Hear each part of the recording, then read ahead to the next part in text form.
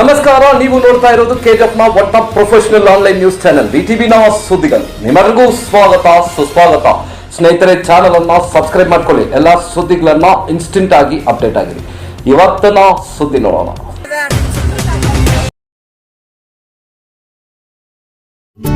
அண்ணே, இந்த பம்ப் பழசாயிடுச்சு. நம்ம புதுசு ஒண்ணு வாங்கணும். கவலையே வேணாம். இந்த தடவை சமுத்ரா பம்ப்ஸ் யூஸ் பண்ணி பாருங்க. அதுக்கு 2 years வாரண்டி இருக்கே. ஆனா மார்க்கெட்ல மத்த பம்ப்லாம் 1 year வாரண்டியோட தான் வரும். ஆமா, இன்ஸ்டாலேஷன் பத்தியும் நீங்க கவலையே பட வேணாம். ஏன்னா அதோட டீலரே அது பண்ணிடுவாங்க. கண்டிப்பா உங்களுக்கான பம்பை ಕೆಜಿಎಫ್ನ ಮಾಜಿ ಶಾಸಕ ಎಸ್ ರಾಜೇಂದ್ರ ಅವರನ್ನ ಸದನದಲ್ಲಿ ಹಾಡಿ ಹೊಗಳಿದ ಸಿದ್ದರಾಮಯ್ಯ ಮತ್ತು ಇತರೆ ರಾಜಕಾರಣಿಗಳು.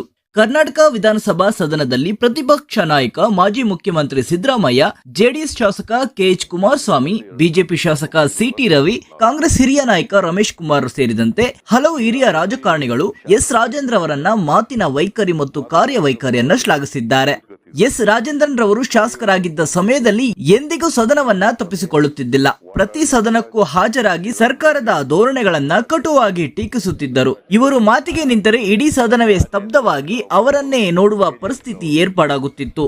ಇನ್ನು ಎಸ್ ರಾಜೇಂದ್ರನ್ ರವರು ತಮ್ಮದೇ ಆದ ಶೈಲಿಯಲ್ಲಿ ಇಂಗ್ಲಿಷ್, ಕನ್ನಡ, ತಮಿಳು, ತೆಲುಗು ಮಿಶ್ರಿತ ಭಾಷೆಯನ್ನ ಮಾತನಾಡುತ್ತಿದ್ದರು. ಇವರೊಂದಿಗೆ ಮಹದೇವ ಸ್ವಾಮಿ, ಶ್ರೀರಾಮ ರೆಡ್ಡಿ, ಜಯಪ್ರಕಾಶ್, ವಾಟಾಳ್ ನಾಗರಾಜ್ ರವನ್ನು ಕೂಡ ಈ ಸಂದರ್ಭದಲ್ಲಿ ನೆನೆಸಿಕೊಂಡರು. ಸದನದಲ್ಲಿ ಇದ್ದರೆ ಇಂತಹ ನಾಯಕರು ಇರಬೇಕು. ಈಗಿನ ಕಾಲದಲ್ಲಿ ಇಂತಹ ನಾಯಕರ ಕೊರತೆ ಕಾಡುತ್ತಿದೆ ಎಂದು ಎಸ್ ರಾಜೇಂದ್ರ ಅವರನ್ನ ನೆನೆಸಿಕೊಂಡರು.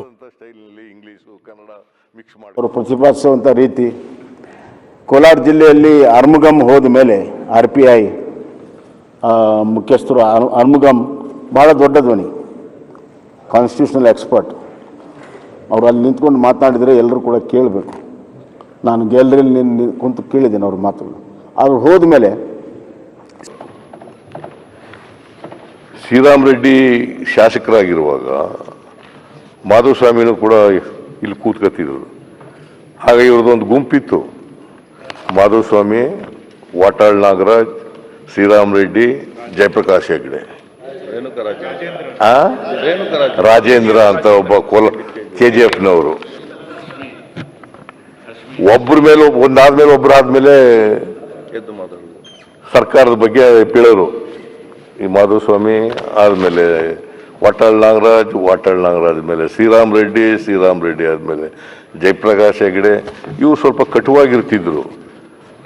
ನಮ್ಮ KGFನ ರಾಜೇಂದ್ರ ಅವ್ರದ್ದೇ ಆದಂಥ ಸ್ಟೈಲ್ನಲ್ಲಿ ಇಂಗ್ಲೀಷು, ಕನ್ನಡ ಮಿಕ್ಸ್ ಮಾಡ್ಕೊಂಡು ಮಾತಾಡಿ ಅವ್ರದ್ದೇ ಸ್ಟೈಲ್ನಲ್ಲಿ ಮಾತಾಡೋರು. ಪಾಪ ಇವರು ಮಾತ್ರ ಮೊನ್ನೆ ನಮ್ಮ ವಿರೋಧ ಪಕ್ಷದ ನಾಯಕರು ಹೇಳಿದಾಗೆ ಅವರು, ನಮ್ಮ ಮಾಧುಸ್ವಾಮಿಯವರು, ರಾಜೇಂದ್ರನ್ನು, ನಮ್ಮ ಹೆಗ್ಡೆ ಅವರು ಒಂದೇ ಸಾರಿ ಎದ್ದು ಬಿಟ್ರೆ ಏನೋ ಒಂದು ರೀತಿಯ ಅವತ್ತಿನ ವಿಧಾನಸಭೆಯ ಕಲಾಪಗಳು ಇವತ್ತು ನಡೀತಿಲ್ಲ ಅಂತ ಅನಿಸ್ತಾ ಇದೆ. ಮೊನ್ನೆ ಮಾಧುಸ್ವಾಮಿಯವರು ನೀವೆಲ್ಲ ಅಷ್ಟೊಂದು ಕಟುವಾಗಿ, ಅಷ್ಟೊಂದು ವಸ್ತುಸ್ಥಿತಿಯಾಗಿ ವಿಚಾರಗಳನ್ನು ಮಂಡಿಸ್ತಿದ್ದು ಇವತ್ತು ಸ್ವಲ್ಪ ಎಲ್ಲೋ ಕಡಿಮೆ ಆಗಿದೆ ಅಂತ ನನಗೆ ಅನ್ನಿಸ್ತಿದೆ. ನಾವು ಕುಳಿತಲ್ಲಿ ನೋಡಿದಾಗ ರಾಮರೆಡ್ಡಿಯವರಂತೂ ಹುಟ್ಟು ಹೋರಾಟಗಾರರು.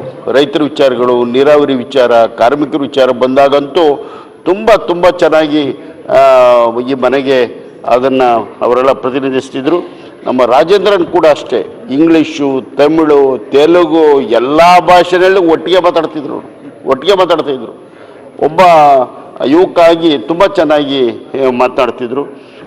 ಮಾಧುಸ್ವಾಮಿ ಅವ್ರದ್ದು ಹೇಳಿದ್ರು, ಜಯಪ್ರಕಾಶ್ ಹೆಗಡೆ ಅವ್ರದ್ದು ಹೇಳಿದ್ರು, ರಾಜೇಂದ್ರಂದು ಹೇಳಿದ್ರು, ವಾಟಾಳ್ರದ್ದು ಹೇಳಿದ್ರು.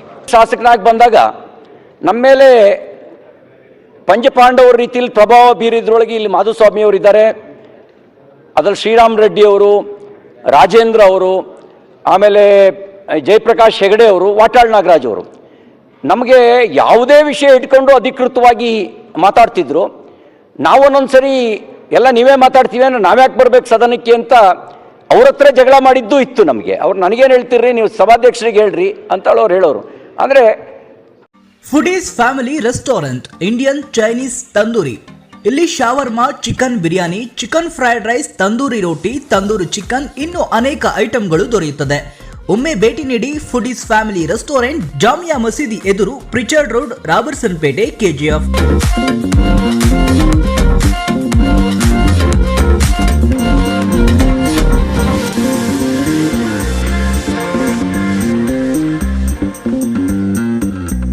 என்ன வேணும் என்னதான் வேணும் என்னதான் வேணும் கூல் என்ன வேணும்னாலும் பிகிக்கு கால் பண்ணுங்க. 15 நிமிஷத்துல ஹோம் டெலிவரியா அல்லுங்க. Biggie. பிகி Biggie. பிகி. For orders and delivers, call on 9986692006.